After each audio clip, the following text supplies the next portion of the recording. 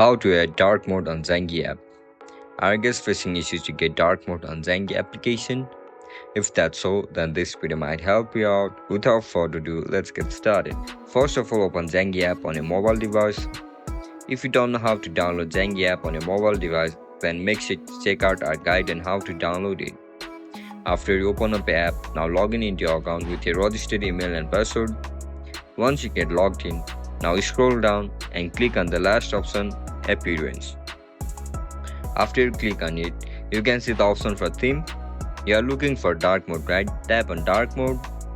As soon as you click on it, your app will instantly change to dark mode. And that's it, guys. That's how we're gonna add dark mode on Zangi application. If you guys found this video helpful, don't forget to like, share and subscribe to our channel. See you in the next one. Bye bye.